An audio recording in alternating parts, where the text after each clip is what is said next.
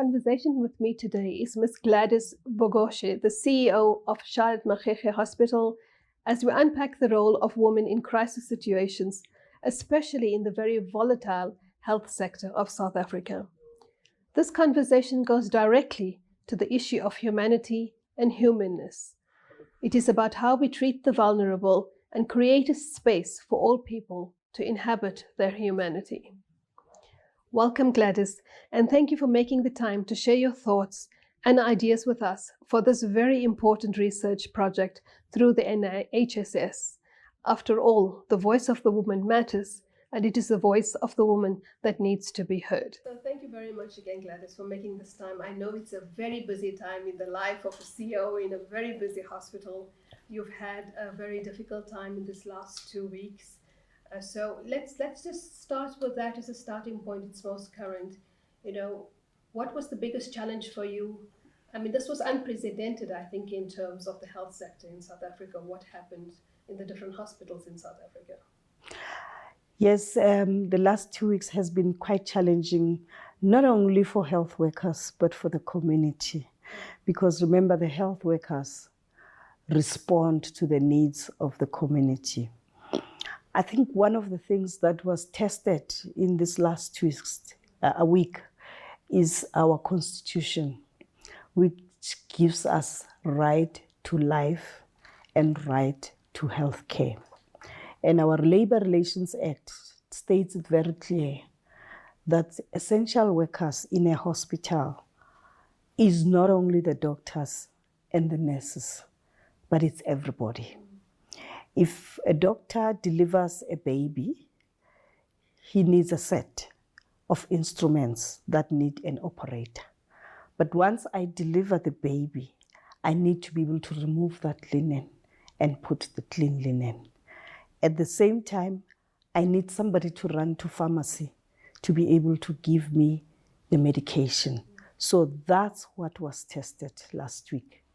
That yes, as an employee of any company, including the state, you've got the right to protest and use that right in such a way it does not encroach on other people's rights.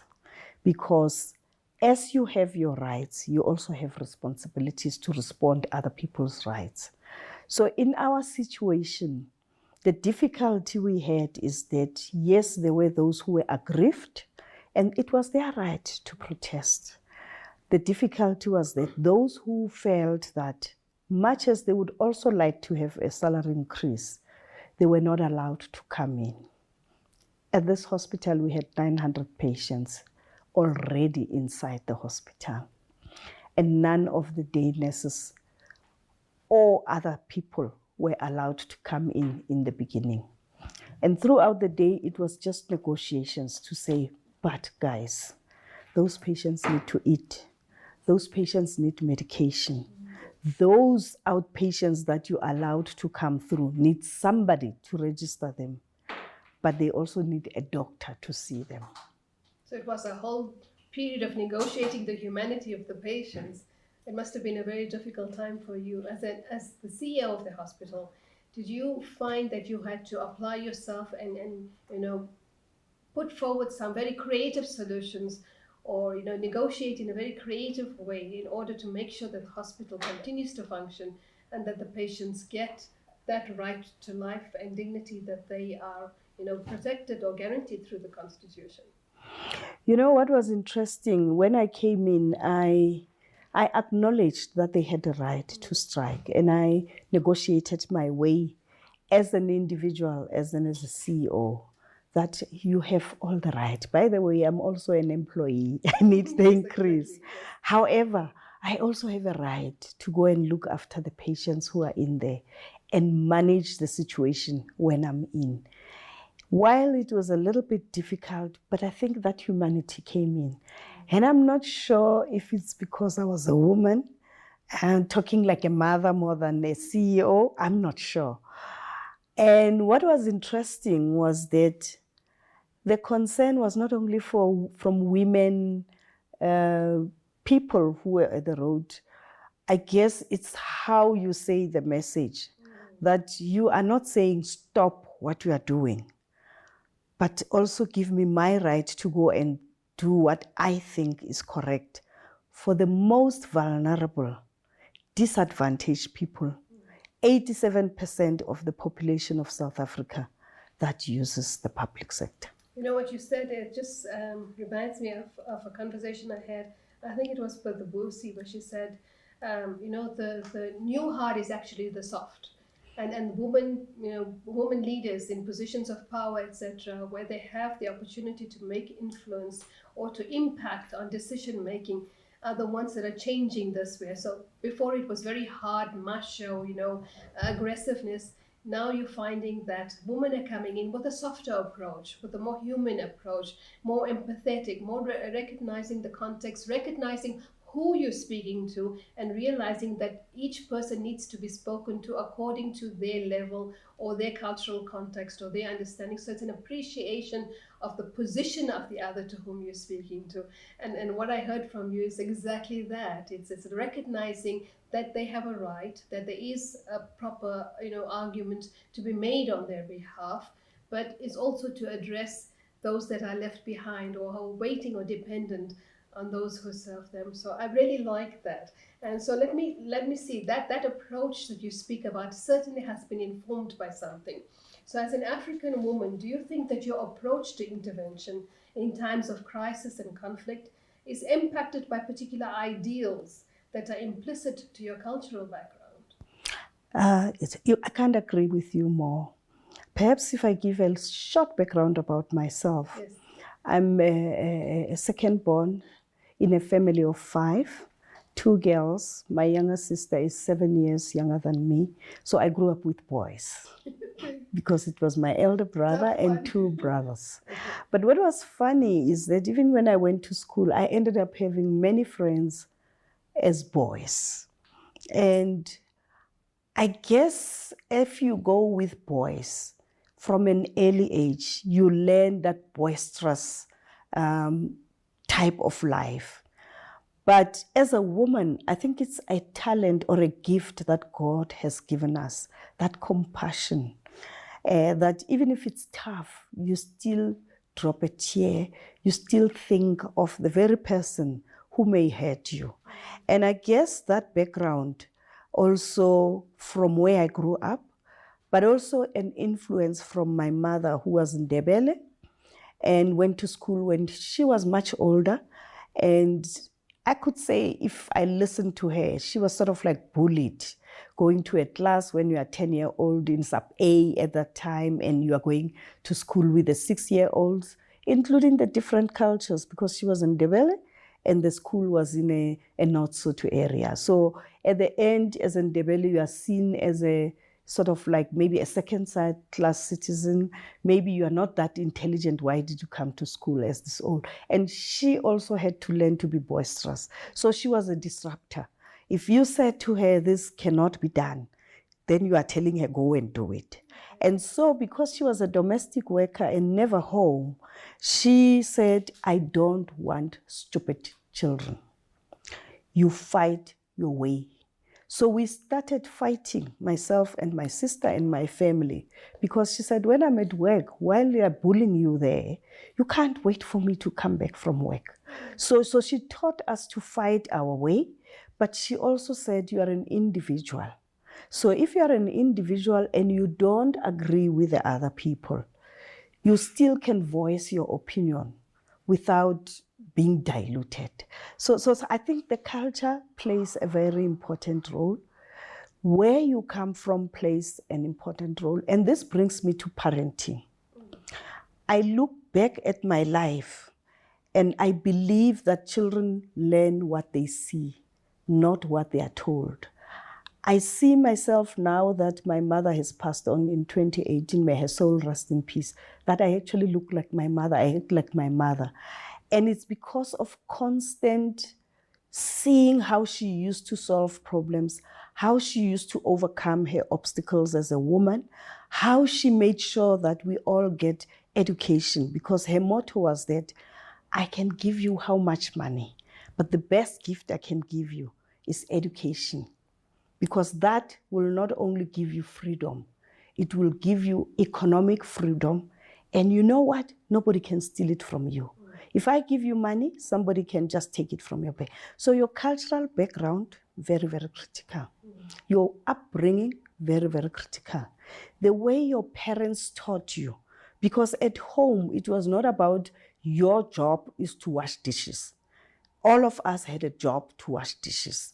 So to me, when I grew up, it wasn't like this is a woman's job. It was like the job must be done by the person who is available at that time. That's very powerful. As you're speaking, I just got, my hair rose because your mother's words were my mother's words. My mother said the same thing to us. We also struggled as we were growing up.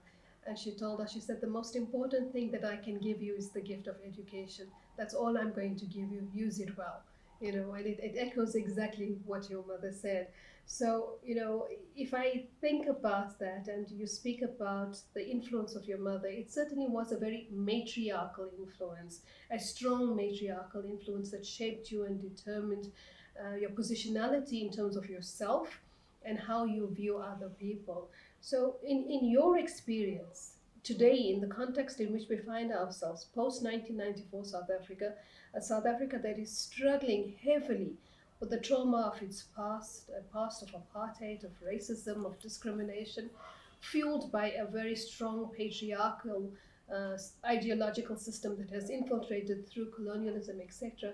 Do you find that there is room for women to channel their own values, during interventions and crises and processes, and to stick to their ideals? Because, if you're in a very patriarchal situation, you can easily be overpowered or forced to renegotiate your positionality or your standpoint. Yeah, one of the things I learned over the years is that sometimes if you can't beat them, join them. And what I mean by that is that when I got into this leadership position as the CEO, obviously it was the first time at the hospital where I was, at Helen Joseph and at Charlotte, to have a woman leader. And now you have many males who behave in a particular way and they expect you to do that. And the advice I can give women, especially the young ones, understand how men think and how they make a decision. I always say that I don't play golf. But if it means I must go to the golf club and be with those men, not in the work environment, in a place where they are relaxed, then you will learn how they think, how they make the decisions. The second thing is that when you are in that environment, you are able to express your thinking, and you are able to bring your compassion to balance the boisterous part with what you are given as a woman, to be a compassionate and somebody who negotiates and who sees the other side and not make decisions based on one way. I think one of the things that we need to take advantage and use as women is that we are able to balance the two because of the past where we come from.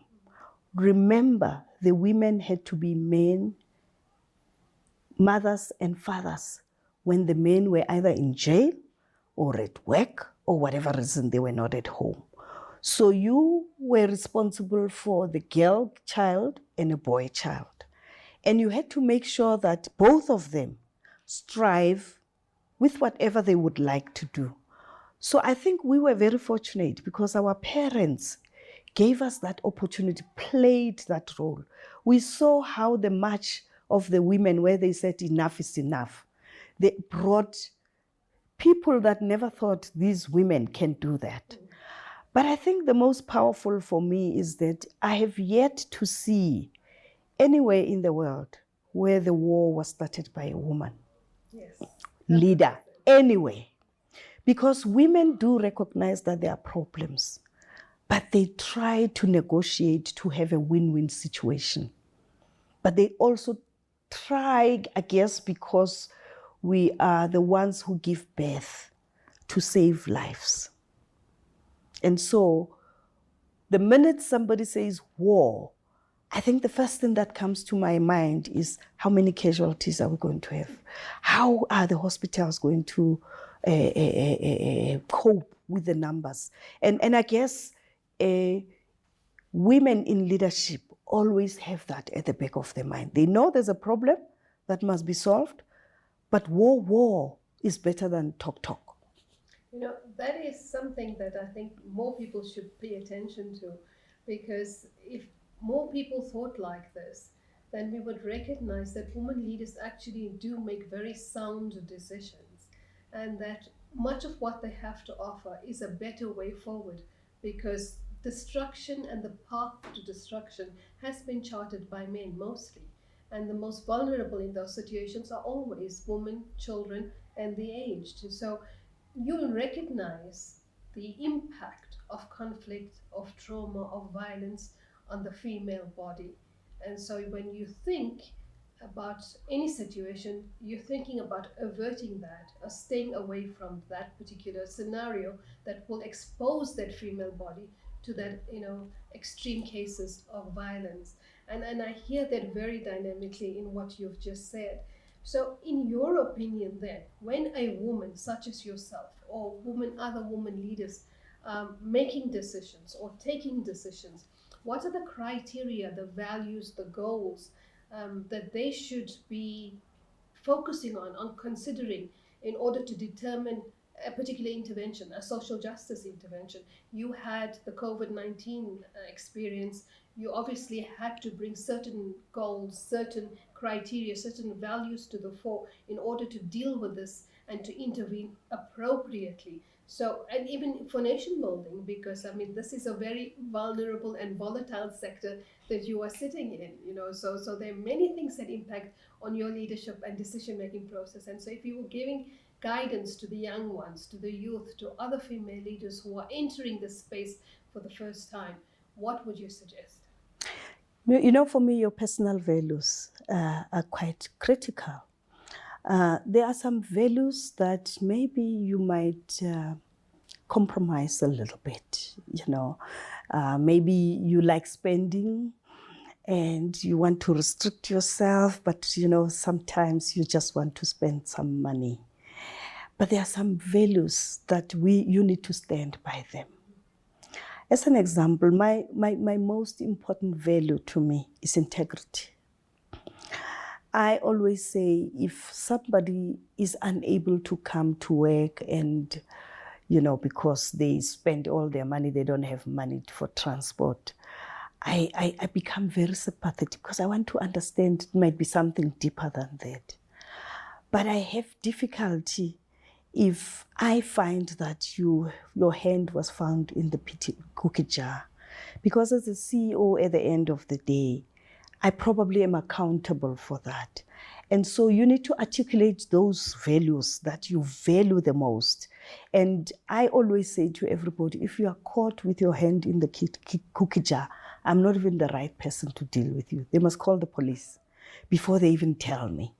Because you are stealing from the very poor that we have to save. Even if you have your own problems, financial problems, but don't steal from the public purse. So what is important is to actually articulate it very well, but not only do it, act it, because you can't then tell people that and you do the opposite. The second value that is important, women know how to love. Unconditional love. So when you know how to love, you deal with this abnormal behavior that the person can have and not the individual. So if I had an issue with you, it's not about you as an individual. It's about this particular behavior. And when it's over, it must be over because I must continue loving you. And I think that's what we put on the table. Yes, you've messed up, or yes, whatever happened wrong, but I still love you. And so even if I have to do some corrective measures, I still do it with love. So these are the two personal values I can share that I try to live with. And if you want to show somebody that you love them, which is what my mother taught me, is that every morning when you wake up, we must greet each other. You didn't sleep with me, therefore I must greet you, and how are you? That question alone can bring so much, because I don't know what's happening with your life. So if we start practicing that, those values become automatic, so that even if you have to deal with this difficult monster in front of you, you still show people love, you still show integrity. The second thing is the coaching that I did, very powerful for me. It's about the fundamental behaviors that a leader must have. And I'll share two that are very, very important for me. The leader's job is not to do your frontline staff work, but is to go and appreciate the good work that they do. And so when you go to the front line, you're not going to ask them why are they not doing their work. You are going to see the good work, and you are going to listen to them so that you understand what they are saying and allow them to solve their own problem through you developing them. So when you go there again, they have the solutions. They are the ones who know what's going on. Your job is to remove the obstacles that they're having and not to tell them what to do. So if we as leaders and as women, we can leverage on what we have, God given or your creators given. And then from your training, from your family, from women organizations, we talk about these things when we sit as women so that we help the young ones, bring them on board. I sit with 6-year-olds. For me, you start them when they are still young to show them love. Show them that even if your eyes are skewed, you are a God-created individual. And God loves you as it is. You don't have to go and do anything about yourself. You are just as beautiful. Then we will be doing our work. As we learn new tactics on how to deal with these problems in the world, let's walk with the young ones. And so this program of taking a young girl to school, I love it so much, because then you don't tell them, you show them how you deal with this. But Gladys, this is the heart of nation building and developing social cohesion. I have two questions here based on what you've said. The one is that, do you sit down with your staff, with your managers, etc., and do you really articulate it to them, say, I want to see integrity in my staff. I want to be sure that nobody's sitting, that this hospital is a property, it's a public good, it belongs to the people. Do you make those verbal statements out loud to your people? The second one I want to say is that, as you were speaking about what your mom said, and maybe you think your mom and my mom were sisters because, and strange, we're both from two different cultures, two different race groups, two different religions, and yet in Islam, the Prophet Muhammad himself said, Afshu salam bainakum, spread the greeting amongst you. And your mom said the same thing. When you get up, greet somebody. When you greet somebody, you're actually saying, I recognize you, I see you, and people want to be seen. Because when you identified and recognized, it gives them purpose. They feel that they matter and they belong. It's so powerful that I think people don't realize how powerful it is to actually recognize somebody. Like when you speak to a waiter, even at the restaurant, and you've got your menu in your hand, it's not just giving up, but you look up and say, whoever, whatever his name is or her name is, thank you very much, I would like to have this. It's just so different in the way in which we interact. But, really you're getting to me. So with regards to my first question, do you actually do that? I try very hard when we have new employees, every category, even the cleaners, and I ask them, who employed you? And some of them will say the CEO or the HR manager. I said, do you realize that if you are a public servant, you are employed by the people who walk into this hospital, because they are the ones who pay your salary. So you don't need to be nice to me as the CEO, because I'm also an employee. I'm here to serve them. Public service means serve the public. Correct. Not the CEO, not the HR manager. Because if we can take it that way as public servants, that when you apply for the job, you are saying, I want to serve the public. That tax money that they pay, even that street child, when he buys that apple, he's paying your salary. Then we will have a different approach to the way we see the poor. Because I think one of the things we are having difficulty in understanding is that the class factor says, because I'm the CEO, I must go to the front of the queue. For me, the one who must go to the front of the queue is the most vulnerable because they are normally very, very, very sick. So the second thing I do, I believe in the public sector. I cannot go to Mill Park for my treatment when I have 700 doctors in my hospital. So when I'm sick, I go to casualty and I ask for medication. I pay. I don't say I'm the CEO. I record a visit and they deduct it from my medical aid. When I'm admitted, I go to the ward.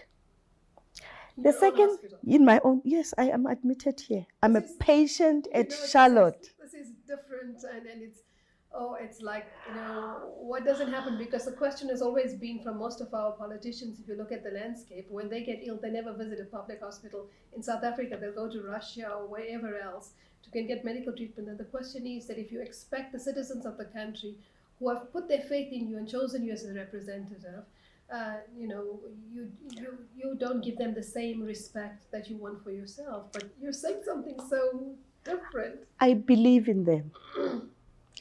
What am I saying to them if I walk out here, go somewhere when they are here? If I believe in them, then I must go to them. And what is important is also when I go there, I'm not going there as a CEO. I'm going there as a patient. And that's one of the things as leadership that we battle with. If the queue says you are going to be number 5, I may not wait there exactly, but I can't come in and say, hi, I'm the CEO, everybody must sit back. But when the doctor advises me, I need to see the doctor as the specialist at that time. And so, going to the low category, if I'm walking down the passage and I see the cleaner cleaning and I want to pass, it's only fair. I'm so sorry, can I pass? It's her space. It's her expertise. If I just tremble on what she's doing, it means I don't respect what she's doing. So it's these small little things that make a difference between a leader and a manager. Because a leader inspires people. Lastly, around that issue, I sit with my cleaners. I've cleaned with them. I've scrubbed the floors. Because I believe you can't manage what you don't know. Until I knelt on the floor and I used those scrubbers, I realized how hard it is to clean this hospital. And in fact, we did it as EXCO. We all came in our civis and the cleaners told us what to dress and they showed us. And by the end of the day, some of them were saying, CEO, we need sick leave because this is hard work. And that helps to show the person that we value what we are doing, but we remove some of the obstacles because some of them say, how do these cleaners work with these big gloves? I said, but we are the ones who bought them for them. So we must go and make it good. In terms of the bigger picture of getting other people to do the same, it's conversations like we have. And I'm so happy that you are recording it. Because out of this recording, different people are going to pick up different things and different contexts. I may speak with this compassion because I happen to be in the public service, number one, but as a health worker, I need to show compassion all the time. But perhaps if you were interviewing an engineer who works with machines, may still say the same thing from a different context. So as we are talking here, I'm hoping that your view takes it not only from the cultural differences where we come from, but we're taking it from our upbringing, post-apartheid. Maybe I come from another country, but also from the work that I do on a daily basis, because it also shapes me. So that if you go and pose the same question to another person, same question, we may say the same thing but differently. And so the messaging then resonates with different levels of people in different contexts. So what is recorded remains forever. I always listen to videos of Oprah Winfrey. And what she said 10 years, 20 years ago, sometimes when I listen to it, it gives me a different perspective in life. It's true, as we mature, we perhaps see different values or different perspectives into what we once listened to, or the same conversation brings forth a different meaning at a different time in each one's lives. So, what I want to just address from you, and it's a bit of a slant from where we are, but I think it relates very much to who you are. Your appreciation for every person who is a part of your hospital, your patients, those who are under you, your recognition that just because you're the CEO does not mean that you're entitled to anything, which are strong values that are missing in the South Africans, strata right across the board. There is a strong sense of entitlement. There's an erosion of ethics. This morality has disappeared from the way in which we engage with each other, especially in the public service. Like you said, the public purse is not for your own benefit. It belongs to the public and should be improving their lives. It should be doing something better for them. And you've been focused on very many leadership programs. I know you have a strong vision, an African vision, where you want to bring African doctors, African scholars to come and benefit from the knowledge in South Africa, and let South Africans go and learn from them in different, ways in which they perhaps are taking their countries or their communities forward. What inspired you to this? Because of course, again, it's a different vision.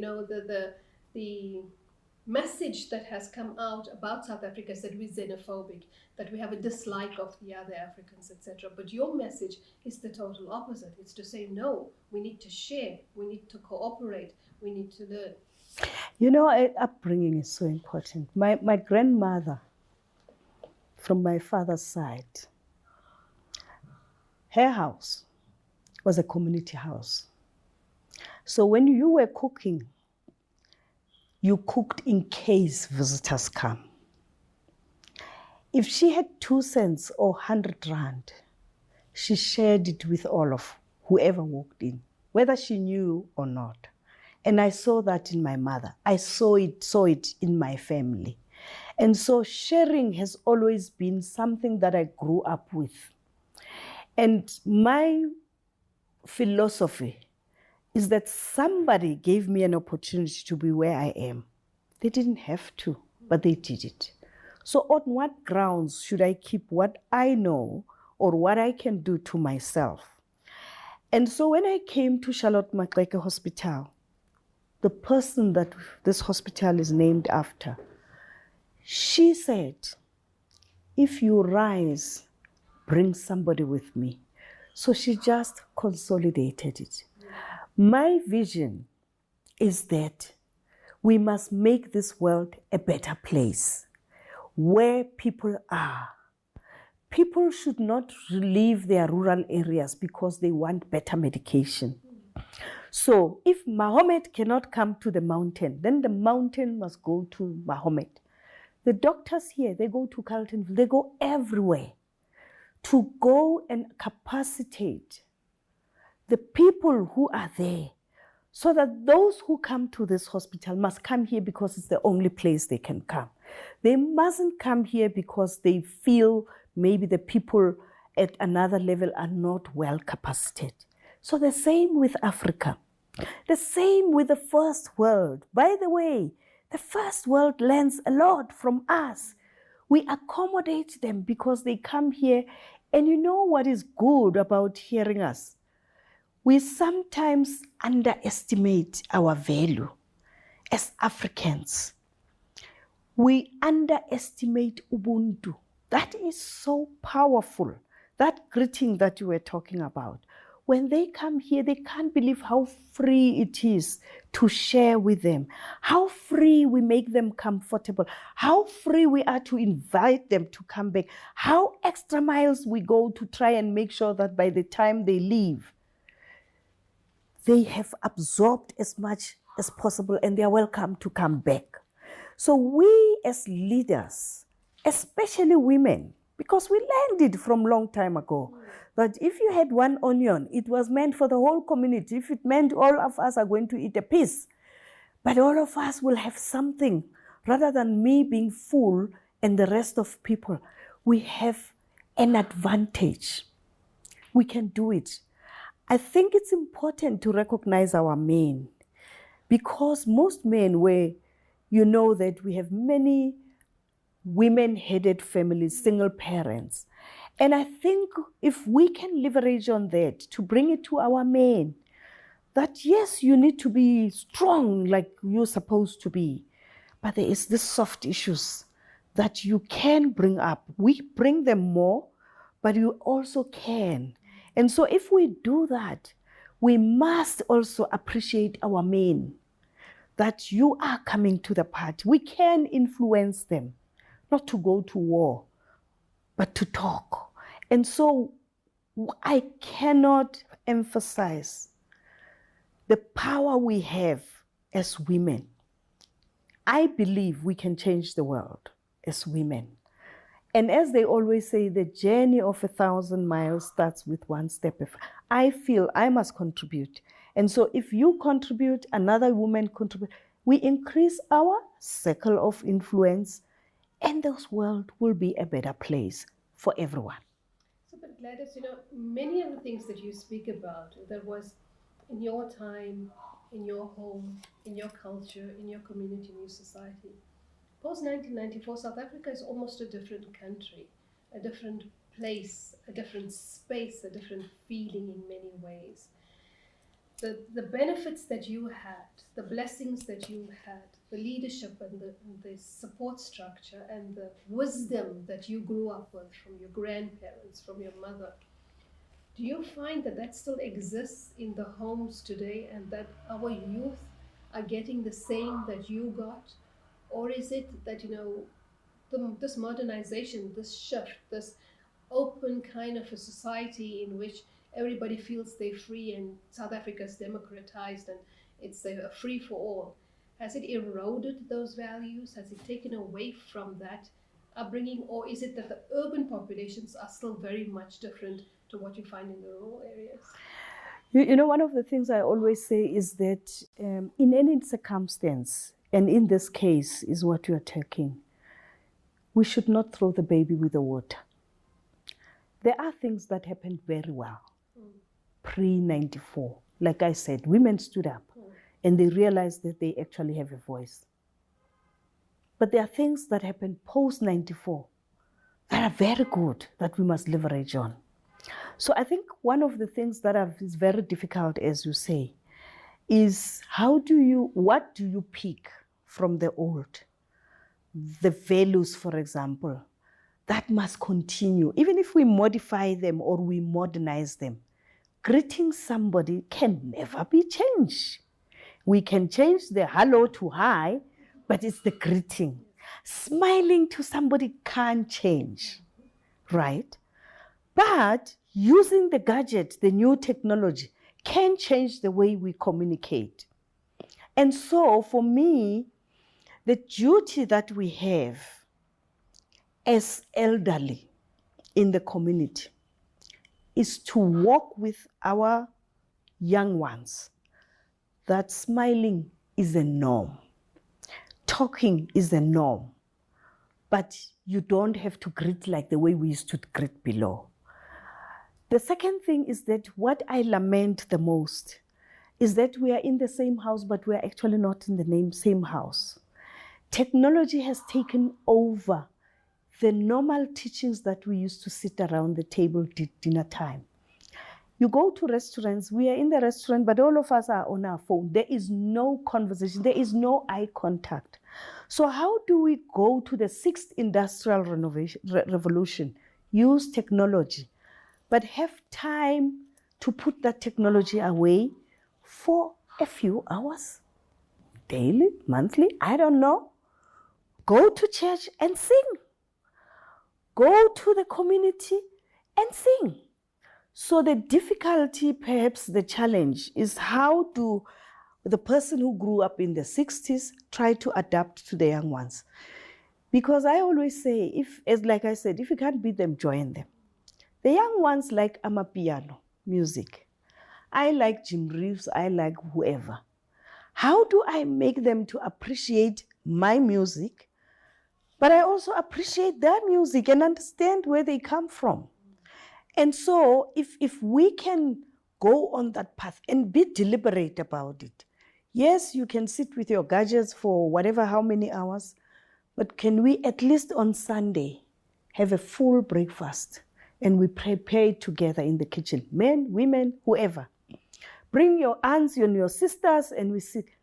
That may be so powerful that the youth will see that modern technology still has that personal feeling and personal touch and the warmth. So your question is so valid, and it is a question that we should be asking ourselves constantly. How do I become relevant with these young people? Can I really go to the nightclub with this young person and not judge them that, how can I? Because I always say, perhaps even our parents thought we were weird. So how do I then maybe go, I don't know where, with him and understand where they are coming from, so that even if you try to correct, you don't judge, but you give your view in such a way that you build them and not and give them space. Because if what I've noticed is that children grow faster. They don't go through all the stages. And then when they are 55, they want to behave like a 15-year-old. So I think that's another challenge, and maybe it's a different topic. So you're speaking about building, building everybody, and building the nation requires the efforts of different stakeholders. So do you believe that social partners such as business, NGOs, and civil society groups should play an active role in holding the state accountable and, where possible, drive alternative approaches to governance? I mean, this was very clear during COVID. We saw alternative approaches to governance. People had lost faith in the state, there was no trust. There was a total trust deficit, and you saw different groups, coming to the fore to do things.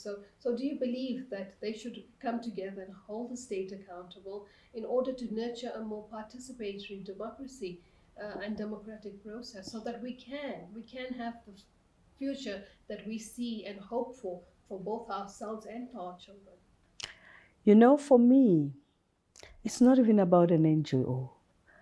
It's about that child, everyone. Remember I said, we are public servants because we serve the public. Everyone must hold us accountable. The patient who comes here must hold us accountable. It's his or her right.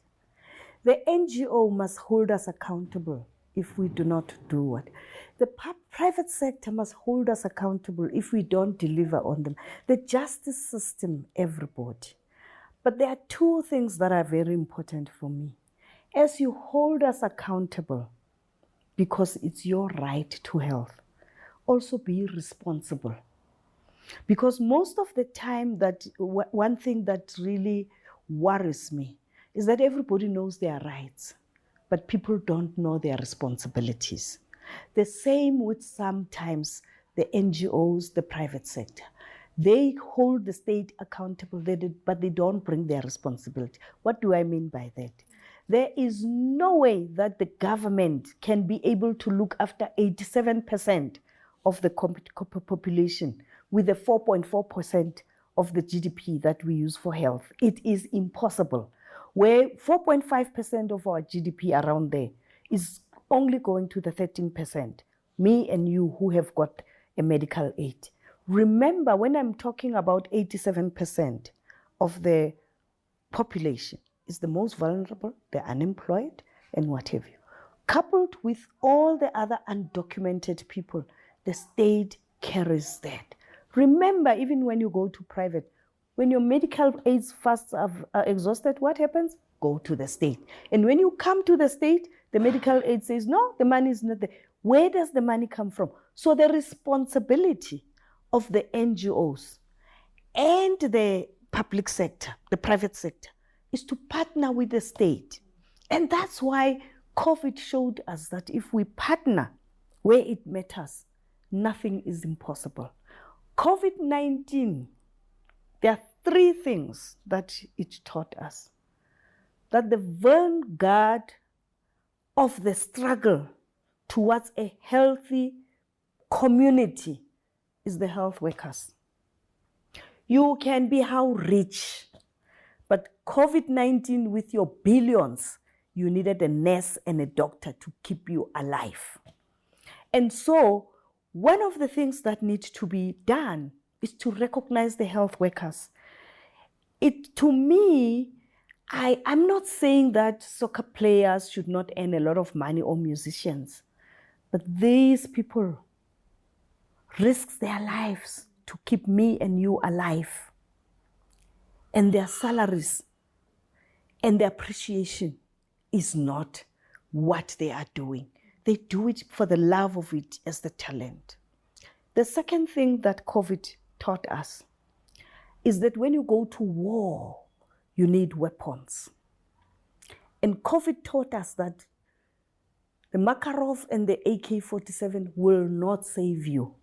The health workers use their knowledge, their courage, their compassion, and they have put their lives at risk to make sure that all of us are safe. And we need to recognize them, both from NGO and private sector. Does it mean they must not be held accountable for wrong things? Yes.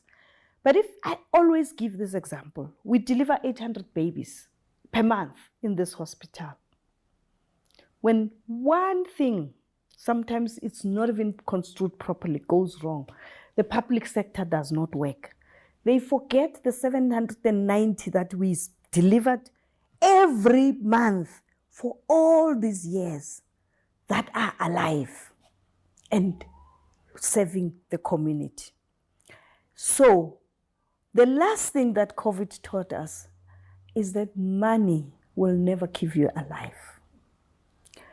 Appreciate your family. Thank your Almighty, whoever you call your Almighty, Allah, whoever, every day that you are alive, because this life is not guaranteed. Use the talent that God has given you. Give to others.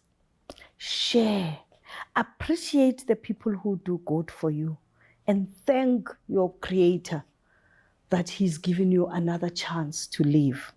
Because had the health workers retreated and said, sorry, I can't do it, you can just imagine what could have happened. And so the role of the NGO, the role of what advocacy, very, very important, because we need to be held accountable where we are not doing it well. But you can't always hold us accountable. Somewhere you need to come to the party like we did with COVID-19. And so for me, I'm not saying that every day we must be appreciated that you did a good job. But saying it to the health workers is so important. I was so humbled. Old, young, even school kids came and with chocolates, with pens, people, the only thing left was to give themselves over, because people realized that these people are risking their lives to come and save all of us.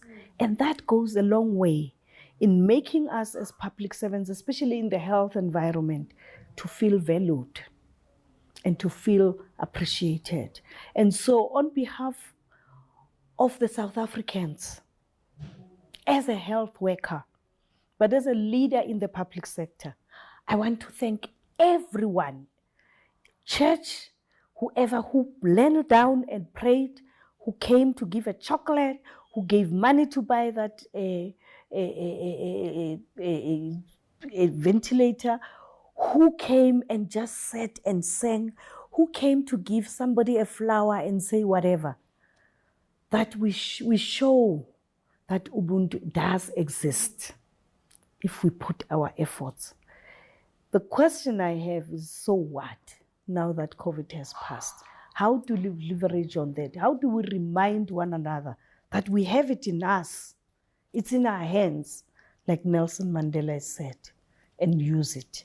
And so it's a challenge that I give everyone, that government alone cannot fix the health system. We are all equally responsible, including after looking ourselves and not just making sure that we fill the hospitals. So, if you look at your experience during the COVID crisis, because that's where you were, I think you were deeply immersed in it, how do you use that knowledge, the experiences that you had, how do you use that knowledge to improve future intervention processes and policy implementation in your work environment? Because, I mean, we know that there is a very sad story about the state of South African hospitals, especially public hospitals.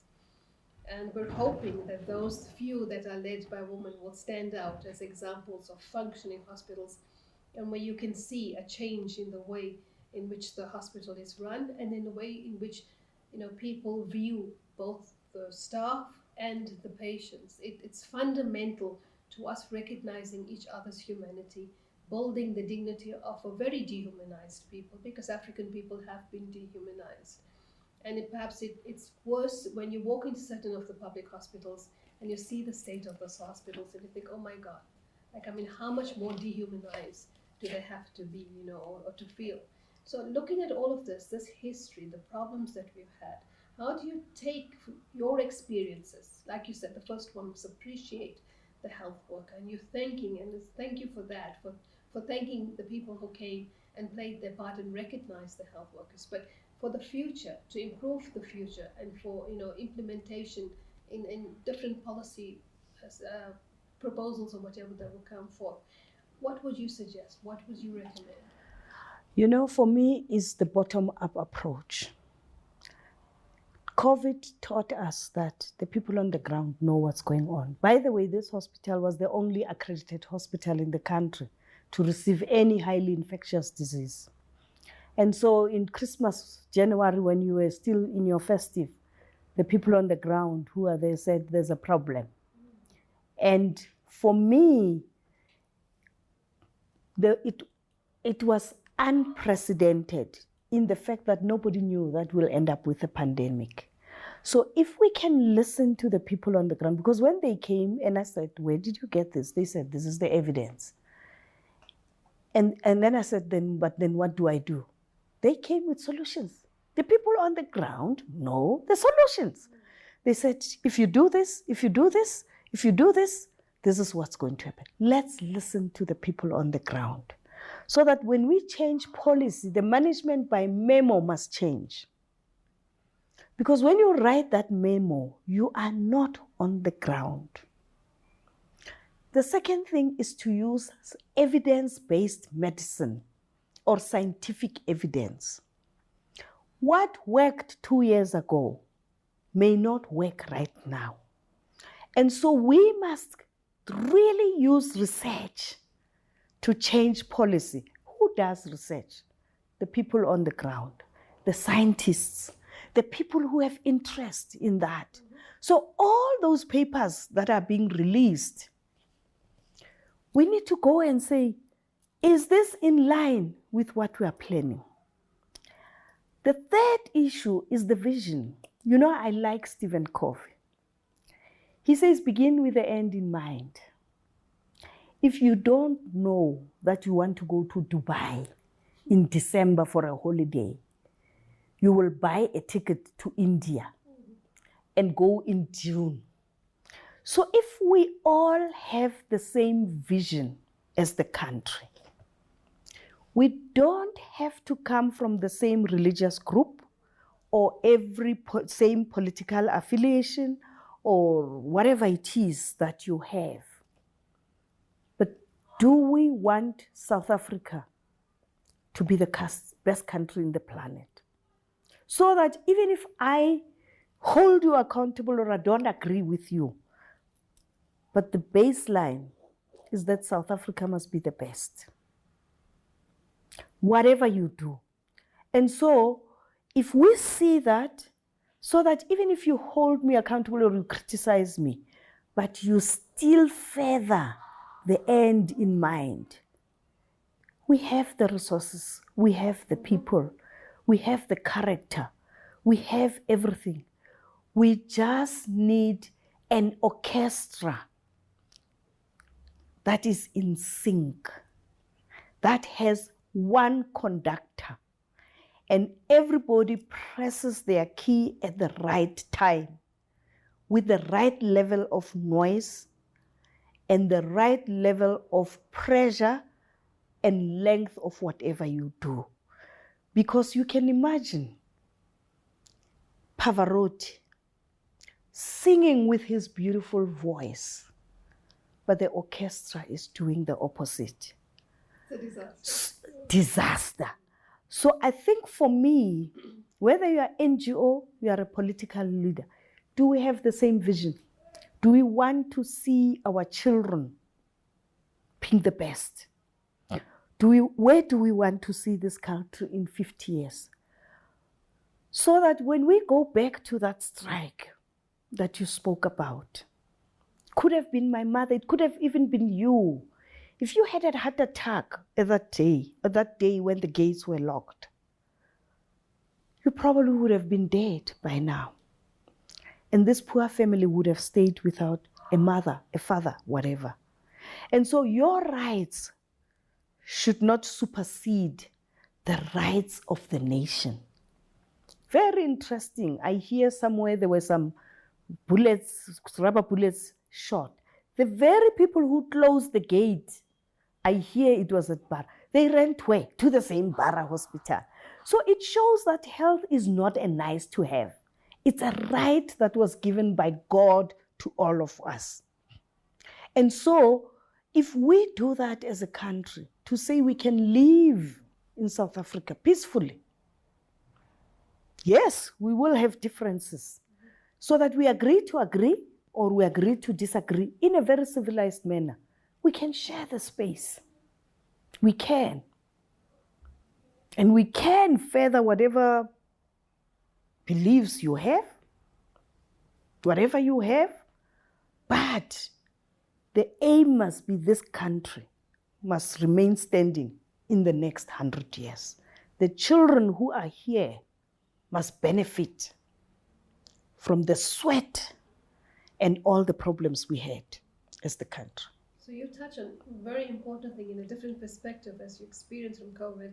And what I pick up most poignantly is the fact that we need to show humility, recognize our own limitations, our own capabilities, and seek the advice of people who are, or perhaps more qualified and know better. It's not to claim that you know it all. And this is very dynamic, because in many instances the wrong policies come out because you give it to technocrats to write out, and they haven't got a clue of what's happening on the ground. And if I think if everybody and anybody just listens to this part and acts on what you're saying, perhaps it is that we will get far more better outcomes in the way in which we perhaps do governance. So my very last question to you, because we're now right at the end and you have left me with so much, I have a lot to ponder on. It's the multi-million-dollar question. Is there hope for the health sector in South Africa, specifically the public health sector in South Africa? The power of positive thinking cannot be overemphasized, just as a principle. But like I said to you, and I'm going to give you an example with the hospital that I'm leading. About 74,000 patients reach this hospital per month. 74,000? Yes.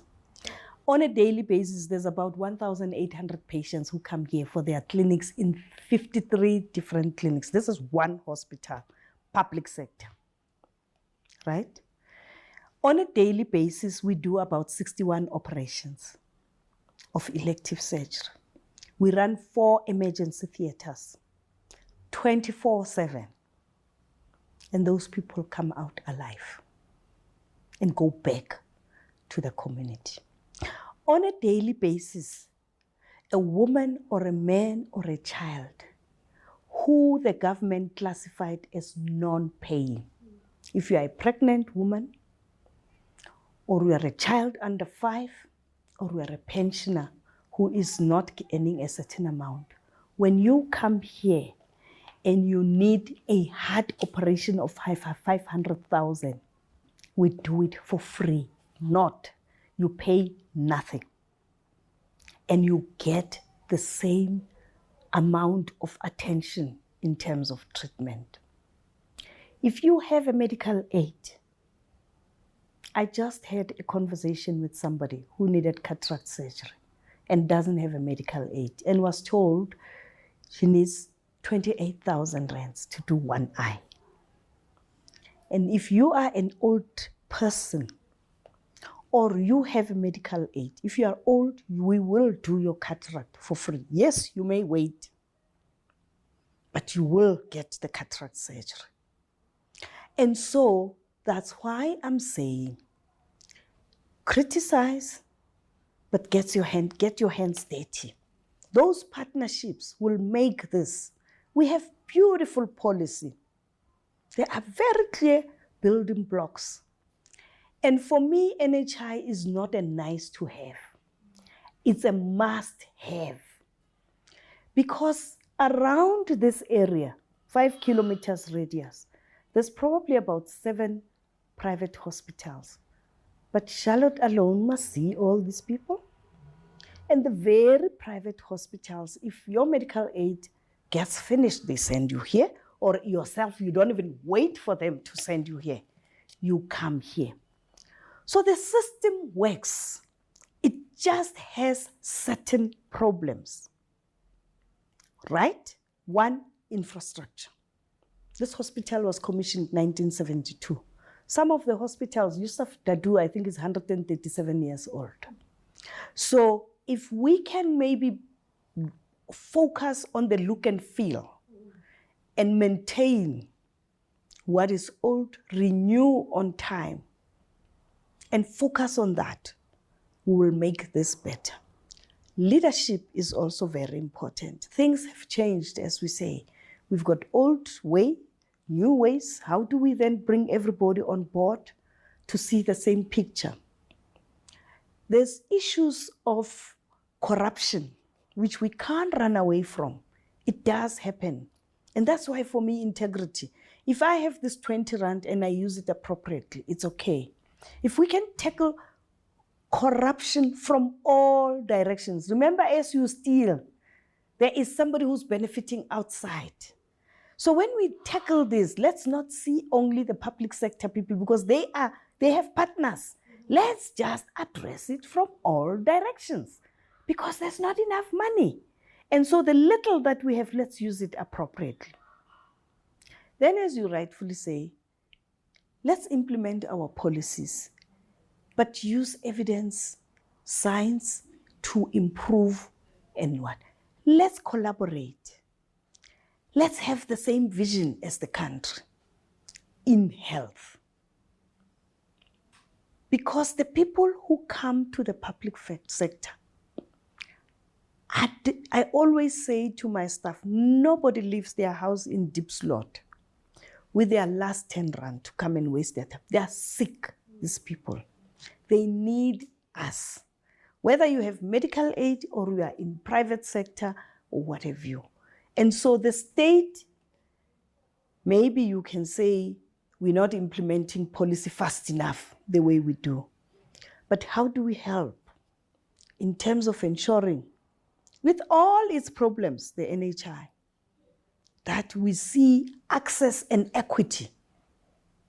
Because somebody who's sitting in Bryanston as a domestic worker and collapses cannot be taken to Sandton Clinic because he has to come to Charlotte and stand in the queue. So I think the building blocks and the way it's being articulated is to say if you collapse next to a hospital, you must be treated there.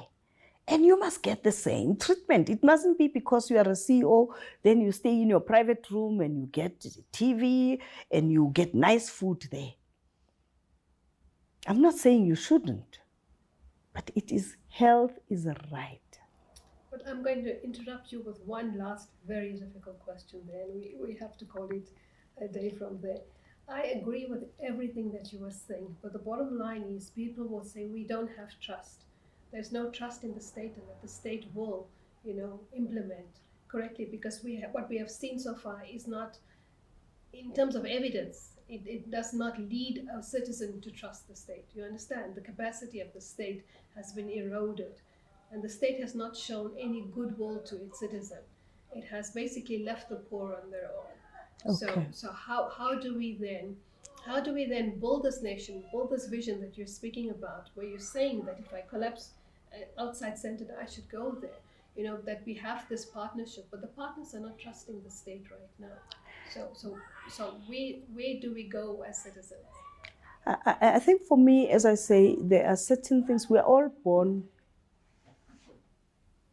to have with our dignity. And everywhere I go, I must be treated with dignity because just being a human being. But I believe we earn respect and trust in how we carry ourselves or we do things. So in terms of what you are asking, and we were having a conversation with some of the communication people, is that I'm in the system and I see a lot of good work that is being done. And I always say health workers are the worst people to market themselves. Because when I say, you're doing such a beautiful, can we go? They say, but it's not necessary, it's my job. So I think if we start listening to the people on the ground to see the groundbreaking things that they do and the innovation, yes, leadership, we must earn that respect and trust by what we do. Then we will have a balance. Because trust me, there's a lot of good work that is being done. It's just not talked about. And so if we can try to find a balanced view, where we say, yes, there is these problems, there's poor leadership or infrastructure, but let's also look at what is going well. If the ratio is 90-10, then there's no way you can have trust, 90 bad and 10 bad. But if you see the good things, that those leaders that are able to do it and the other people, and you see 50-50, then you have a very good opportunity to make a decision yourself. Because lastly, the trust is not easy to build, especially if it's lost. I always say that when a glass falls, it takes 1 second to shatter and end up into, but to try and put those pieces together, it's the most difficult task that you can ever think of. So I think one of the challenges we are having in terms of our health system is that I believe, in my own opinion, that there's a lot of good work, that we are probably not exposing the public to it. So that rightfully, as you said, when we hold people accountable, we hold the right people at the right level with the right things. But we also appreciate those that are doing, because remember, the more people get positive reinforcement, the better they get. But if you continue bashing me, what are you doing to me? You know, if you tell your child that you are stupid, that child will believe she's stupid. But if this child if he says, I can't do maths, and you say, but you know what, you can do geometry, this child will start building confidence. So it's a matter, which maybe my last sentence is, is that the right way, the way we criticize government, that we put everybody, we paint everybody is in the same brush? You know, when news come out and some of them, they say, but see, they're talking about me. And I'm not like that as a frontline person. And then I go back and I look at the clip and I say, yeah, it looks like they're talking about all of us. So how do we change that narrative? That the good work is given the same attention, if not better, than the bad work that we are doing. So that those who can do it continue staying here. Because some people say, I just don't even like myself because my family says you are just like that, all of you. And so why should I stick around? Food for thought, hey? Yes, it is. And I think you're raising a very important point, and that is generate the momentum for something better and something good. Because you're absolutely right. They are far more good people than they are troublemakers or bad people or people involved in corruption. And we see that right across the board. But we forget about the good people because the bad stories are the ones that sell the newspapers. Thank you very much for everything that you have shared, Gladys. And we look forward to coming back again to Charlotte Maxeke and to see the amazing changes that you're making and you're inspiring in other women to make as well. Till we meet again, thank you very much. Goodbye. Thank you.